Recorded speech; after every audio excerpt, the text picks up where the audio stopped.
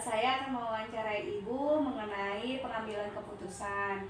Di sini ada beberapa pertanyaan, mudah-mudahan Ibu berkenan untuk menjawabnya. Iya. Ya, untuk yang pertama Ibu, nah selama ini bagaimana Ibu dapat mengidentifikasi kasus-kasus yang merupakan dilema etika atau rujukan moral? Ya, terima kasih Bu Nisa. Ibu akan coba jawab ya. Jadi di dalam sekolah ini kan biasanya ada beberapa kasus, baik itu kasus yang berasal dari murid atau dari guru itu sendiri. Nah, setiap kasus itu pastinya kita selesaikan dengan musyawarah ya, dengan mufakat, sehingga kita bisa mengambil penyelesaian yang tepat. Contohnya nih, kasus anak yang berkelahi ya, itu kita selesaikan dengan mungkin memanggil orang tuanya disertai dengan guru kelas tersebut, itu dilibatkan. Jadi tidak hanya kita menentukan dengan sekolah, tapi juga dengan orang tuanya dilibatkan. Nah, dengan pelibatan itu pastinya agar mendapatkan solusi atau penyelesaian yang lebih baik. Wah, alhamdulillah. Terima kasih Ibu sudah menjelaskan identifikasi kasus-kasus yang sudah Ibu pernah alami ya Bu ya. Yeah. Pernah tangani. Lalu yang kedua nih Bu, nah selama ini bagaimana Ibu menjalankan pengambilan keputusan di sekolah Ibu, terutama khususnya kasus-kasus di mana ada dua kepentingan yang sama-sama benar dan sama-sama mengandung nilai kebajikan Bu? Iya. Nah, tiap kasus yang sama-sama mengandung dua nilai tersebut ya, tentunya kita pilah, kemudian kita selidiki supaya kita tahu mana kasus yang benar, mana juga yang kasus yang disampaikan anak itu berbohong ya. Kan kadang-kadang ada anak yang penyampaiannya benar, tapi ada anak juga yang penyampaiannya tidak benar. Nah, kemudian setelah kita tahu mana yang benar dan yang tidak benar itu, yang tidak benar itu akan kita ambil tindakan. Pertama mungkin bisa dengan teguran lisan. Setelah teguran lisan mungkin tidak bisa efektif, bisa juga dengan hukuman. Tapi hukuman di sini adalah hukuman yang mendidik. Kemudian kita buat catatan. Kemudian kita buat perjanjian supaya anak itu tidak mengulangi perbuatan yang salah tersebut. Seperti itu Bu Nisa? Iya. Wah, benar sekali Bu. Berarti dalam kasus yang pernah Ibu tangani ini memang benar-benar kita harus melihat dari sisi mana yang benar dan mana yang tidak benarnya ya Bu ya. Lalu masuk ke pertanyaan yang ketiga nih Bu, langkah-langkah atau prosedur seperti apa yang biasanya Ibu lakukan selama ini jika ada kasus? Jika ada kasus. Ya, baik.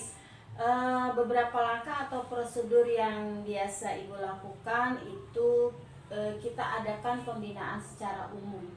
Bisa kita lakukan ketika apel pagi atau upacara bendera. Nah, semua siswa akan mendengar apa yang kita himbaukan. Kemudian dari yang umum itu kita bisa masuk ke dalam kelas-kelas ya, baik yang kelas kecil maupun kelas yang tinggi. Nah, jika masih ada juga siswa yang melanggar, tentunya kita akan adakan pembinaan secara persuasif dan pribadi kepada siswa tersebut. Baik Bu, bagus sekali. Berarti memang kita harus benar-benar ada pembinaan dan ada tindak lanjut untuk kedepannya ya Bu ya. Lalu lanjut Ibu yang keempat nih Bu. Nah, hal-hal apa saja yang selama ini Ibu anggap itu efektif dalam pengambilan keputusan pada kasus-kasus dilema etika ini?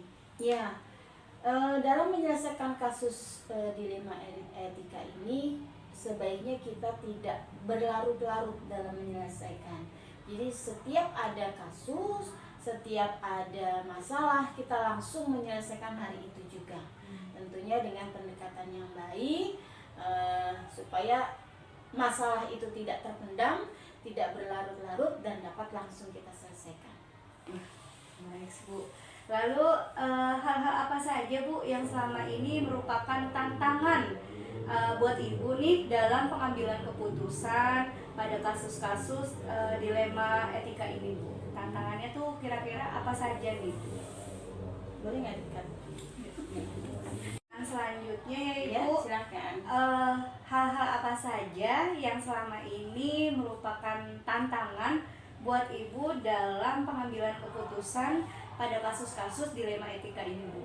Ya, biasanya kan kalau kita ada masalah, kemudian kita musyawarahkan, pasti ada beberapa pendapat yang berbeda, ya. Nah, jika ada pendapat-pendapat yang berbeda itu, tentunya kita harus lihat pendapat mana yang sesuai dengan konteks masalah ini yang bisa diambil untuk menyelesaikan masalah. Nah, kalau sudah begitu, kita ambil pendapat tersebut, kemudian kita putuskan mana pendapat yang benar-benar bisa digunakan sehingga masalah yang ada bisa kita ambil solusinya dan kita selesaikan permasalahan tersebut gitu. Nah, baik Ibu. Lalu lanjut ya Ibu, apakah Ibu memiliki sebuah tata cara atau jadwal tertentu dalam sebuah penyelesaian kasus dilema etika ini? Apakah Ibu langsung menyelesaikan di tempat atau memiliki sebuah jadwal nih untuk menyelesaikannya? Terus atau dalam bentuk atau prosedur yang seperti apa sih yang biasanya Ibu jalankan selama ini? Ya, kalau untuk jadwal penyelesaian kasus tidak ada, kan kita menyelesaikan itu kan sesuai kasus yang ada, ya kan? Tapi di sini jika ada kasus timbul atau kasus itu ada, sebaiknya Ibu langsung selesaikan di tempat tersebut, ya, hari itu juga. Jadi tidak perlu lagi diundur-undur, tidak perlu lagi ditunda-tunda, karena kalau kasus itu dibawa pulang atau ditunda besok atau 1 minggu lagi, biasanya kasus itu akan berkembang dan malah nggak selesai. Nah, untuk penjadwalan biasanya kita buat untuk pembinaan saja, ya, pembinaan kepada anak-anak. Mungkin 1 minggu sekali itu untuk kita adakan tausiah setiap hari Jumat. Nah itu, jadi sekali lagi untuk penjadwalan penyelesaian kasus tidak ada, tapi lebih kepada pembinaan. Baik Ibu, terima kasih. Lalu lanjut ya Bu, apakah ada seseorang atau faktor-faktor apa saja nih Ibu yang selama ini membuat Ibu mempermudah atau membantu Ibu dalam pengambilan keputusan dalam kasus-kasus, khususnya ini kasus dilema etika ini Bu? Ya, pastinya kalau ada permasalahan kita konsultasi dengan pengawas dulu, ya, yang ada di atas Ibu. Kita konsultasi dengan pengawas, tapi jika itu masalah bisa diselesaikan, tidak harus ke atasan, kita bisa berkolaborasi. Di sini ada wakil kepala sekolah, ada guru-guru, teman sejawat. Nah, di situ kita bisa berkolaborasi menentukan penyelesaian atau bentuk penyelesaian masalah yang timbul, atau kalau perlu kita libatkan orang tua itu sendiri, sehingga keputusan yang sekolah ambil atau kita ambil itu semua orang mengetahui latar belakang dan kenapa kita ambil solusi tersebut. Gitu ya. Baik Ibu, jadi banyak faktor atau Faktor. orang-orang yang memang mendukung dari penyelesaian kasus ini ya Ibu. Betul. Ya. Lalu untuk pertanyaan terakhir nih Bu, dari semua hal yang telah Ibu sampaikan, yang Ibu paparkan tadi, pembelajaran apa yang dapat Ibu petik dari pengalaman Ibu dalam mengambil keputusan dilema etika ini Bu? Ya, kita ini kan ada di dalam lingkungan sekolah. Di situ ada siswa, ada guru, ada kepala sekolah. Nah, guru sebagai figur itu merupakan hal yang disorot oleh siswa. Nah, jadi kalau untuk pembelajaran itu kita bisa efektifnya kita lebih kepada teladan. Kita berikan teladan kepada anak-anak, kepada lingkungan sekolah itu, ya. Kemudian selalu kita berikan nasihat, selalu kita berikan saran, masukan, yang semuanya itu pastinya akan ada di dalam Pancasila, ya, sila ke-5. Iya, musyawarah. Ya, sila ke-4, ya. Artinya setiap permasalahan harus kita ambil musyawarah untuk diambil mufakat, sehingga apapun keputusannya dapat diterima oleh semua murid, oleh semua guru dan stakeholder yang ada di sekolah tersebut. Wah, baik Ibu, terima kasih Ibu Ya, atas mungkin itu yang Ibu bisa paparannya. Ibu sampaikan, Bu Nisa, ya, berdasarkan pengalaman dari Ibu. Iya, banyak sekali pelajaran atau pengalaman yang Ibu berikan kepada saya. Saya akan belajar lagi, khususnya dalam pengambilan kasus dilema etika ini. Oke, sekian, terima kasih wawancara dengan Ibu Kepala Sekolah saya SDN Cipinang Muara 02 Pagi, Ibu Sugiyarti MPD. Wassalamualaikum warahmatullahi wabarakatuh. Selamat siang Ibu. Selamat siang. Minta waktunya sebentar ya Ibu. Saya akan mewawancara Ibu terkait tentang pengambilan keputusan kepemimpinan. Di sini untuk pertanyaan pertama, selama ini bagaimana Ibu dapat mengidentifikasi kasus-kasus yang merupakan dilema etika atau bujukan moral, Bu? Baik, bisa saya akan menjawab sebisa saya. Cara mengidentifikasi masalah etika dilema etika ini, ya pastinya di sekolah masalah banyak ya. Kadang hampir sama ya. Nah, bagaimana caranya ya, kita bilang mana yang harus bisa diselesaikan. Oh, baik Ibu. Lalu untuk yang kedua nih Bu, bagaimana Ibu bisa menjalankan pengambilan keputusan di sekolah Ibu, terutama untuk kasus-kasus di mana ada dua kepentingan yang sama-sama benar atau yang sama-sama mengandung nilai kebajikan, Bu? Seperti apa itu, Bu? Iya. Nah, jika ada dua masalah yang sama-sama benar, tapi pastinya kita lihat dulu masalah di dua masalah tersebut, mana yang lebih ini. Tapi kalau saya utamakan yang sesuai dengan peraturan yang berlaku atau sesuai dengan kesepakatan kita bersama jika ada kesepakatan di sekolah. Iya benar, Bu. Jadi memang kita harus sesuai dengan kesepakatan bersama ya Bu ya, dan tidak keluar dari koridor peraturan ya Bu ya. Lalu untuk yang ketiga nih Bu, langkah-langkah atau prosedur yang seperti apa yang biasa Ibu lakukan selama ini, Bu? Ya, pastinya kita identifikasi dulu masalahnya apa, kenapa, dan bagaimana, dan kita selesaikan dengan baik. Mudah-mudahan ada solusi terbaiknya. Oke, baik Bu. Lalu untuk pertanyaan keempat Ibu, hal-hal apa saja yang selama ini Ibu anggap efektif dalam pengambilan keputusan, khususnya pada kasus-kasus dilema etika ini, Bu? Ya.